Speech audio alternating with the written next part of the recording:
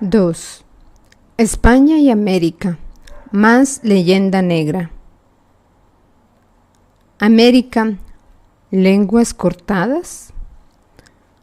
Como ejemplo clamoroso y actual del olvido o manipulación de la historia, como señal de una verdad cada vez más en peligro, pensemos en lo que ocurre a la vista de 1992, el año quinto centenario del desembarco de Cristóbal Colón en las Américas.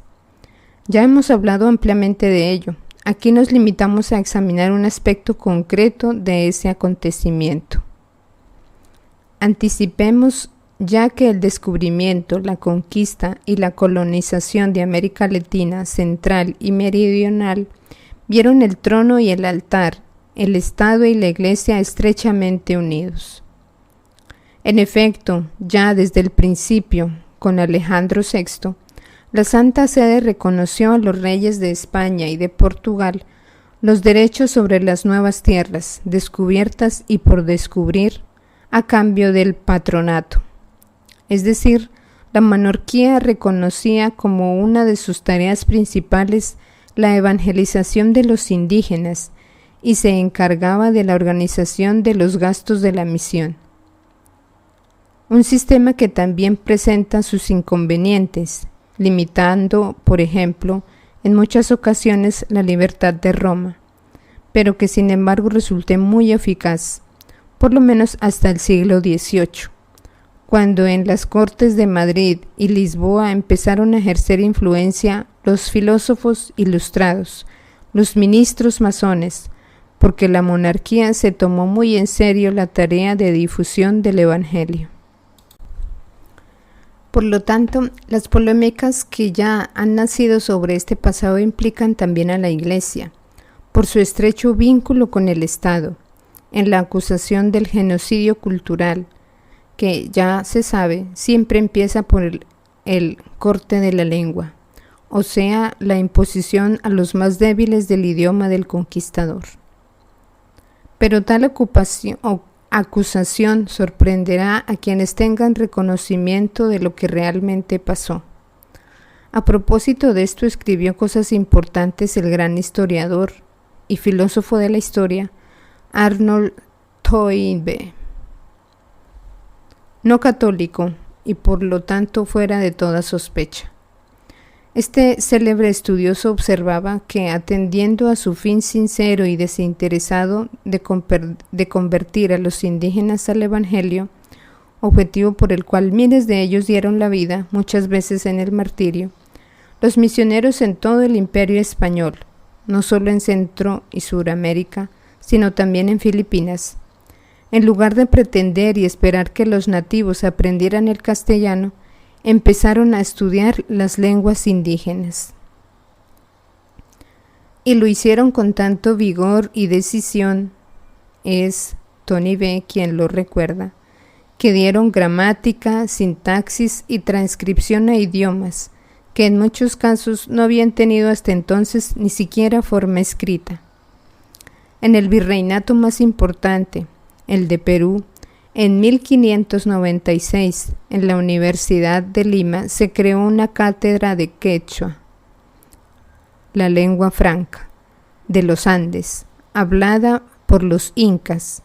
Más o menos a partir de esta época, nadie podía ser ordenado ser católico en el virreinato si no demostraba que conocía bien el quechua, al que los religiosos habían dado forma escrita. Y lo mismo pasó con otras lenguas, el náhuatl, el guaraní, el tarasco. Esto era acorde con lo que se prescribía no solo en América, sino en el mundo entero. Allá donde llegaba la misión católica, es suyo el mérito indiscutible de haber convertido innumerables y oscuros dialectos exóticos en las lenguas escritas, dotadas de gramática, diccionario y literatura. Al contrario de lo que pasó, por ejemplo, con la misión anglicana, dura difusora solamente del inglés. Un ejemplo, el somalí, que era una lengua solo hablada y adquirida de forma escrita, oficial para el nuevo estado después de la colonización, gracias a los franciscanos italianos. Pero como decíamos, son cosas que ya deberían saber cualquiera que tenga un poco de conocimiento de la historia de estos países. Aunque parecían ignorarlo los polemistas que empezaron a gritar a la vista de 1992. Pero en estos años un profesor universitario español, miembro de la Real Academia de la Lengua, Gregorio Salvador, ha vertido más luz sobre el asunto. Ha demostrado que en 1596 el Consejo de Indias, una especie de ministerio español de las colonias, frente a la actitud respetuosa de los misioneros hacia las lenguas locales, solicitó al emperador una orden para la castellanización de los indígenas, o sea, una política adecuada para la imposición del castellano. El Consejo de Indias tenía sus razones a nivel administrativo, vistas las dificultades de gobernar en territorio tan extenso, fragmentado en una serie de idiomas sin relación el uno con el otro. Pero el emperador, que era Felipe II, contestó textualmente: «No parece conveniente forzarlos a abandonar su lengua natural. Solo habrá que disponer de unos maestros para que los que quisiesen aprender voluntariamente nuestro idioma». El profesor Salvador ha observado que detrás de esa respuesta imperial estaban precisamente las presiones de los religiosos, contrarios a la uniformidad solicitada por los políticos. Tanto es así que precisamente a causa de este freno eclesiástico a principios del siglo XIX, cuando empezó el proceso de separación de la América española de su madre patria, solo 3 millones de personas en todo el continente hablaban habitualmente el castellano. Y aquí viene la sorpresa del profesor Salvador. Sorpresa, evidentemente.